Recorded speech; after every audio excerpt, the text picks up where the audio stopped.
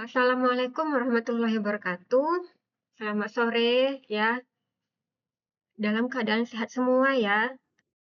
Semoga kita bisa menjalani pembelajaran kali ini dengan lancar dan semuanya bisa selesai dengan benar dan baik ya. Ini Ibu sudah tampilkan langsung bahan ajar yang akan kita pelajari di pertemuan 9, yaitu karbohidrat. Ya, jadi di mata kuliah biokimia. Untuk itu, sebelum mulai, izin Ibu memberi pantun ya. Jadi nanti jangan lupa cakep ya. Oke, kita mulai ya. Jalan-jalan ke kota Cikini. Cakep. Beli kerupuk Sanjay di Kelok 9.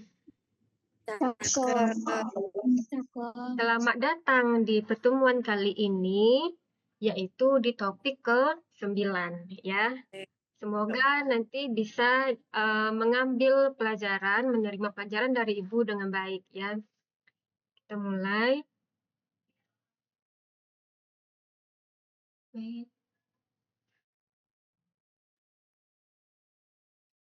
Nah, ini capaian pembelajaran, yaitu mahasiswa memiliki wawasan tentang karbohidrat ya.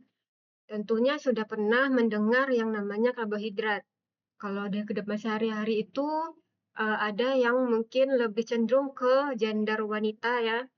Ayo, contohnya kayak ayo makan siang atau ayo makan malam. Enggak, karena saya lagi diet karbo. Apa sih itu karbo? Karbo atau karbohidrat ya. Jadi nanti untuk itu kita bisa lebih tahu setelah belajar tentang ini ya.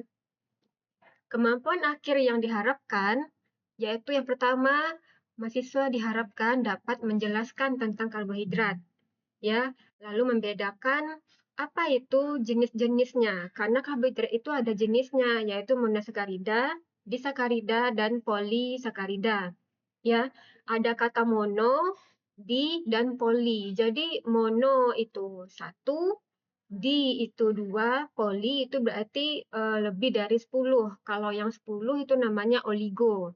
Ya, jadi kalau oligosakarida berarti itu ada 10 sakaridanya, begitu ya. Lalu yang nomor 3, ya, membedakan strukturnya. Apa sih beda strukturnya? Yaitu yang antara monosakarida, disakarida, dan polisakarida itu bedanya apa yang di bagian strukturnya, gitu ya. Lalu menyimpulkan tentang monosakarida itu apa, disakarida itu apa, polisakarida itu apa. Jadi setelah belajar ini, mahasiswa diharapkan dapat menyimpulkan jenis-jenisnya, perbedaan dari jenisnya tersebut, dan perbedaan strukturnya hingga ke perbedaan fungsinya. Fungsinya bagaimana? Tentunya dikaitkan ke jurusan kita, yaitu farmasi. Ya. Nah, apa itu karbohidrat? Ya, kalau di kehidupan sehari-hari itu ada makanan, ya. Coba Atta, di gambar ini Atta lihat apa aja? Pati ada di mana biasanya? Yang di gambar ini Atta? Di roti, Bu. Roti. Lalu yang di gambar nasi ini juga ada ya. Ya, gambar nasi, ya. Beras menjadi nasi itu ada lagi reaksinya. Kenapa beras yang tadinya itu keras atau yang bahkan digigit pun jadi tidak nyaman, ketika dimasak menjadi lembek itu ada reaksinya, ya. Lalu glikogen, jadi glikogen ini kelompok karbohidrat dan biasanya ada di gandum, ya. Lalu ada juga berupa sukrosa. Sukrosa itu kalau di gambar ini ada di gula, ya. Gula pasir yang kita biasa konsumsi itu. Ada juga yang gula batu, ya. Nah, untuk sebelum lanjut, Ibu mau tanya. Dari gambarnya kan ini sukrosa ini ada yang gula pasir, ada yang gula batu. Kira-kira bedanya apa? Kalau gula pasir, yaitu pengolahannya bagaimana berarti? Kalau gula batu, pengolahannya bagaimana? Kalau gula pasir itu biasanya setelah diambil sari atau air cairan murni dari tebu, dijemur, lalu dihancurkan atau di blender hingga membentuk serbuk-serbuk, maka disebut dengan gula pasir. Kalau gula batu setelah dijemur, dibiarkan lebih lama dan hanya dihancur-hancurkan sedikit hingga membentuk batu ya. Jadi perbedaannya itu saja ya. Lalu lanjut ke coklat dan lain sebagainya. Ya. Jadi ada nasi yang kita biasa makan yang awalnya dari bentuk beras, lalu lanjut ke bahkan yang di apel ya, yang ini yang di buah apel ini mengandung glukosa ya. Ini contoh ya, 6 contoh karbo yang pengganti nasi yang biasanya kalau ini anak kos gantinya ke mie. Kenapa mie bisa menggantikan nasi? Karena mie terbuat dari tepung. Ya, tepung itu berasal dari tumbuhan. Tumbuhan itu mengandung karbohidrat, jadi bisa menggantikan nasi, namun tidak sekompleks nasi yang biasa kita makan. Ya. Dan ini ada contoh-contoh lainnya, yaitu ada ubi, ya, ada kentang rebus. Nah, kenapa orang yang diet itu cenderung makan yang seperti ubi dan kentang rebus? Ada yang tahu? Kenapa sih mereka lebih cenderung makan yang ke sayur seperti kentang atau bahkan ke jagung yang buah seperti itu? Kenapa? Ada yang tahu? Ya, jadi karena kentang atau contohnya seperti kentang, jagung itu kaya dengan serat. Lebih banyak seratnya dibandingkan ke karbohidratnya. Jadi kalau kita makan yang dari buah-buahan, itu yang tertinggal di dalam tubuh itu lebih cenderung banyak ke karbohidrat itu sedikit, yang keluar itu adalah seratnya. Jadi rasa kenyangnya hanya sementara, ya tidak seperti nasi yang lebih tahan beberapa jam. Sedangkan kalau kita hanya makan kentang atau jagung atau buah lainnya, itu kenyangnya hanya sebentar. Karena apa? Karbohidratnya sedikit, yang lebih banyak itu adalah serat. Oleh karena itu banyak dikonsumsi oleh orang yang program diet, ya. Nah, karbohidrat itu tadi apa? Yaitu molekul yang mengandung unsur karbon, hidrogen, dan oksigen. Tapi, apakah hanya sebatas itu? Hanya sebatas karbon, hidrogen, lalu oksigen? Apakah hanya itu pengertian karbohidrat? Tidak ya.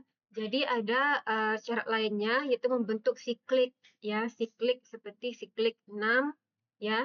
Dan juga ada ikatan antara sakarida, sakarida, sakaridanya membentuk disakarida atau polisakarida itu ada ikatannya disebut dengan ikatan glikosidik ya. Sampai sini ada yang mau ditanyakan tentang contoh karbohidrat di sehari-hari, tentang jenis karbohidrat itu nanti kita lanjutkan. Sampai sini ada yang ditanyakan? Oke ya. Oke, gue lanjut ya.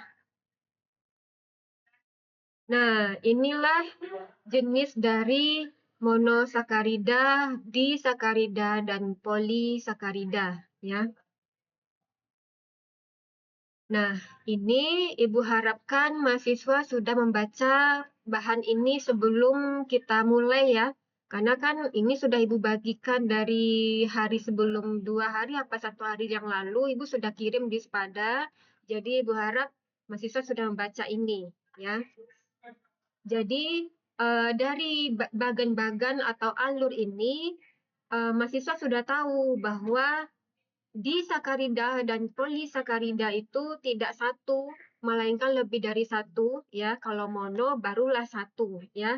Yang ini glukosa, galaktosa, dan fruktosa. Kalau disakarida apa saja kelompok jenisnya? Ada sukrosa, laktosa, maltosa. Kalau polisakarida itu ada amilum, ada selulos, dan inulin ya. Sukros itu ada di gula pasir. Kalau laktos apa? Kalau laktosa dari mana biasanya? Ayo, ada yang tahu? Kalau laktosa itu biasanya ada di makanan atau minuman apa? Ada yang biasa minum susu sehari-hari? Ada yang biasa minum susu? Ada ya.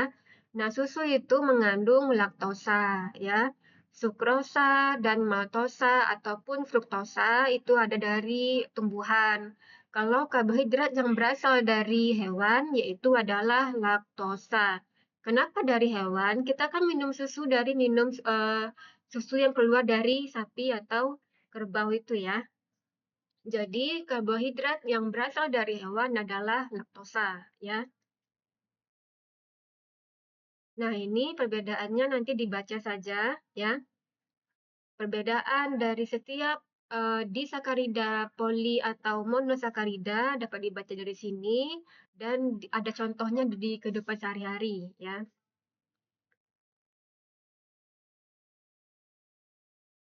Nah, ini contoh obat-obatan yang mengandung karbohidrat. Ada yang sebelah kiri ini ada dextrose. Dextrose ini adalah nama lain dari glukosa ya. Jadi kalau misalnya teman-teman ada lihat di apotek, apa ini dextrose monohidrat? Adalah nama lain dari glukos. Untuk apa? Biasanya ini diberikan kepada pasien yang memang kurang energi, tapi tidak bisa tidak bisa makan, tidak bisa mengunyah, maka cara lainnya adalah dengan memasukkan atau mengalirkan dextrose monohidrat melalui selang infus masuk ke intravena ya. Lalu ada sirup yang mengandung sukros. Nah, sukros itu biasanya yang kita sebut dengan gula, tapi nama ilmiahnya adalah sukrosa. Itu biasa dicampur ke sirup sebagai penambah rasa manis ya. Dan ini juga ada sirup yang lainnya ya. Nah, ini ada karbohidrat yang sintetis. Kalau yang tadi, ini merupakan karbohidrat yang alami, yang digunakan di bidang farmasi. Dan ini ada yang karbohidrat sintetis. Ya, dapat dilihat dari gambarnya. Kalau yang biasa kita beli di minuman yang pinggir jalan, seperti mungkin ada yang pernah minum teh manis, tapi ketika diminum rasanya itu sangat manis, tapi lama-lama pahit. Dan ketika tehnya sudah habis diminum, tinggal rasa haus. Itu tandanya yang digunakan adalah gula yang sintetis atau karbohidrat yang sintetis. Ya, nah silakan diperhatikan pada gambar ini. Ya, contohnya ada pada minuman boba. Ya, ini sakarin. Ya, ini ada sakarin, lalu ada aspartam. Aspartam ini merupakan pemanis buatan atau sintetis yang biasa dicampurkan ke minuman berwarna. Contoh kita sebut merek seperti Coca-Cola atau minuman kaleng yang kayak minuman cincau itu atau minuman yang Sunkist itu menggunakan pemanis aspartam ya. Kenapa? Karena aspartam ini merupakan pemanis yang tahan di suhu dingin. Ya, oleh karena itu digunakanlah oleh pabrik berupa aspartam yang tahan dengan suhu dingin, awet di suhu dingin dan memang memberikan rasa manis ketika disimpan di suhu dingin, ya. Rasa manisnya lebih optimal, ya. Ada yang mau ditanyakan? Oke. Nah, kalau begitu Ibu yang bertanya. Donat yang dijual pakai pemanis yang putih itu, nah, gula pemanisnya itu sintetis atau alami? Silakan dijawab. Sintetis. Siapa lagi yang belum menjawab? Silakan. Ini sudah menjawab semua ya. Sintetis, sintetis. Oke, benar. Lalu siapa lagi? Mungkin ada yang malas mikir, boleh. Ketik aja malas mikir, boleh. Nah, iya, ditaruh aja, digeser aja kertasnya di sini, nggak apa-apa.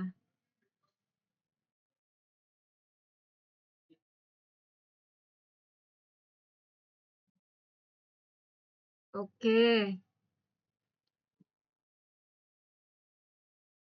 Ya, jadi gula yang dipakai di donat itu adalah yang sintetis, ya. Karena apa? Dari rasanya saja itu sudah lama-kelamaan memberikan rasa pahit, ya. Kalau begitu, Ibu lanjut ya ke slide berikutnya ya. Sudah terlihat slide-nya? Terlihat? Oke. Nah, ini kita masuk ke bagian struktur, yaitu struktur monosakarida. Ada yang namanya glukosa. Glukosa. Glukosa itu, ya, kalau bentuk struktur Fischer-nya adalah seperti ini merupakan struktur yang bentuknya cincin, ya, atau Haworth, ya, yang ini. Ada yang alfa, ada yang beta. Nah, yang alfa ini, yang bagaimana? Apabila OH-nya ini yang di karbon nomor 1 ke bawah, sedangkan karbon nomor 6-nya ke atas, maka ini disebut dengan bentuk alfa. Ya, Ibu ulangi, kalau yang di karbon nomor 1 OH-nya itu arahnya ke bawah, lalu karbon nomor 6-nya arahnya ke atas, maka ini adalah bentuk dari alfa. Kalau yang beta yang bagaimana? Kalau yang beta adalah OH pada karbon nomor 1-nya ke atas dan karbon nomor 6-nya arahnya ke atas, maka disebut dengan bentuk beta.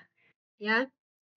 Kalaupun nanti OH yang di karbon nomor 1 ke bawah dan karbon nomor 6 arahnya ke bawah, tetap beta. Jadi kesimpulannya, yang kalau disebut dengan beta itu adalah OH dan OH pada karbon nomor 1 dengan karbon nomor 6 posisinya sama-sama di atas atau sama-sama di bawah disebut dengan bentuk beta, ya. Kalau selang-seling OH di karbon nomor 1 ke bawah, karbon nomor 6-nya itu ke atas disebut dengan bentuk apa? Kalau yang selang-seling disebut dengan Alfa, alfa. Bu. Alfa, Bu. Oke, terima kasih. Kita lanjut. Ya, ini ada monosakarida dari fruktosa ya. Ini yang bentuk fruktosa. Nah, ini nanti tolong dipelajari apa beda struktur ya. Tentunya beda ya. Kalau yang di glukosa cincinnya 6, kalau yang di fruktosa cincinnya 5. Ya, jadi ada beda. Ini sama ya. Alfanya yang bagaimana OH pada karbon nomor 1 itu ke bawah, karbon nomor 6-nya ke atas. Atau dibalik boleh, maksudnya 6-nya, karbon nomor 6 ke bawah, OH karbon nomor 1 ke atas, alfa juga itu ya. Yang beda arah itu alfa, yang sama arahnya atau sejajar itu beta ya. Oke, lanjut. Nah, ini yang galaktosa ya. Kalau beda galaktosa dengan glukosa apa? Yaitu OH pada karbon nomor 3 dan 4. Ya, ini diperhatikan ini karbon 3 dan 4-nya begini yang galaktosa, sedangkan pada glukosa karbon 3 dan 4-nya seperti ini. Jadi bedanya adalah yang ini ya, antara glukosa dengan galaktosa. Ada mau ditanyakan? Krisman ada mau ditanyakan? Silakan. Enggak ya? Ada, Bu. Oke. Nah, ini disakarida. Oke, disakarida. Sukrosa, maltosa, laktosa. Ya. Ikatannya apa? Yaitu antara glukosa berikatan dengan fruktosa membentuk sukrosa. Ya. Jadi sukrosa ini monomernya apa? Jadi monomer itu maksudnya adalah penyusunnya, monomer, polimer. Kalau monomer berarti penyusun tunggalnya apa? Kalau polimer berarti senyawa besarnya apa? Jika ditanya sukrosa monomernya apa, yaitu glukosa dan fruktosa. Jika ditanya monomer dari maltosa apa, yaitu glukosa. Dan ini glukosa dua-duanya ya. Kalau ditanya monomer laktosa apa, yaitu galaktosa dan apa ini glukosa ya. Dan ini katanya beda-beda ya. Jadi tolong dipahami ikatannya tadi kita bahas itu. Alfa yang mana, beta yang mana. Kenapa ini alfa, kenapa ini beta. Dan angka 1, angka 2 ini menunjukkan apa? Yaitu angka 1 dari glukosa. Maaf. Karbon nomor 1 dari glukosa berikatan dengan karbon nomor 2 dari fruktosa. Makanya dikatakan alfa glukosa 1 berikatan dengan beta fruktosa 2. Ya. Jadi 1,2 ini menunjukkan karbon nomor mana yang berikatan antara monomer-monomernya. Ya. Nah, Ibu lanjut.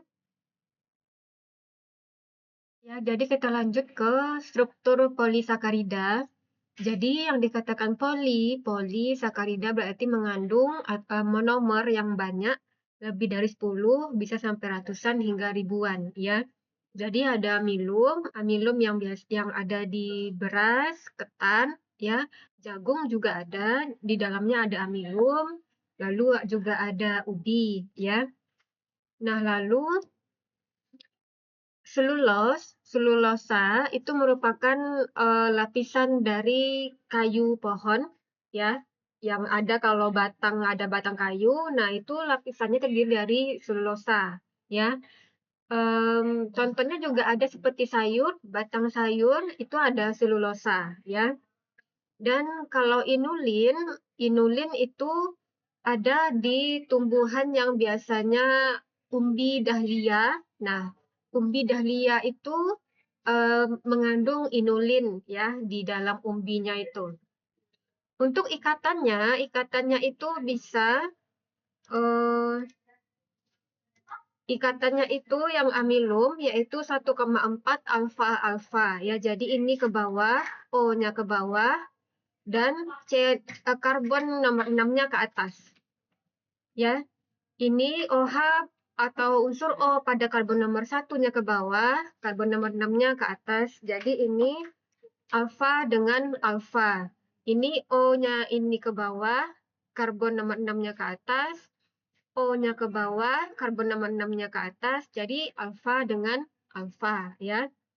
Kalau yang selulosa bagaimana? Yaitu beta 1,4 beta glukosa ya. Jadinya bentuknya ini miring diagonal ya ke atas ya. Serong ke atas. Kalau amilum itu bisa kita gambar lurus ya atau vertikal. Untuk inulin bahkan dia bisanya ke bawah karena itu ikatannya adalah beta fruktosa 2,1 beta fruktosa ya. Nah, ini ada contoh. Kira-kira apa jawabannya? Sudah ada dibaca kan dari sebelum kita mulai? Yaitu ikatan pada disakarida berikut adalah, ada yang bisa tahu? Ada yang bisa jawab? Ayo. A ya, Bu. A. Ada yang jawab A lagi atau B? A, Bu. A. Itu kenapa A? A, Bu. Alfa 1, karbon nomor 1, dan ini, sorry ya, ini, nah ini alfa 1, beta 2, alfa 1-nya yang mana? Alfa 1-nya yang ini karbon nomor 1, beta nomor 2 yaitu karbon nomor 2. 1 dan 2 ya. Ada yang mau ditanyakan? Ya, jadi ini karbon nomor 2, ini karbon nomor 6 ya. O-nya ini ke bawah dan karbon nomor 6-nya ke bawah, maka dikatakan dengan beta 2 ya. Nah, ini kuis ya. Jadi ini ada kuis dikerjakan di Spada. Nanti ini ada linknya ini ya. Ada yang mau ditanyakan? Ada yang mau ditanyakan kira-kira? Jadi kesimpulannya adalah dari karbohidrat itu ada terdiri dari monosakarida, disakarida, dan polisakarida ya. Dari Baik, saya tidak ada, Bu. oke. Sebentar, ini kok nggak mau ya? Ya, nanti tolong dikerjakan kuisnya ya. Kuisnya tolong dikerjakan. Ini linknya sudah terhubung ke Spada. Lalu jangan lupa isi presensi hari ini. Ya, presensi jangan lupa diisi. Kuisnya itu terbatas hingga 15 menit kemudian. Ada tukang bawa paku. Cakep. Ada marmer di lantai. Ya. Cakep. Nah, wajah ibu memang kaku, tapi terimalah ilmunya dengan santai. Ya, terima kasih. Sampai Ya. jumpa di pertemuan berikutnya, yaitu pertemuan di pertemuan lipid, ya. Dan tolong baca bahan ajarnya di Spada yang sudah ibu share di Spada tersebut. Terima kasih. Sama, Bu.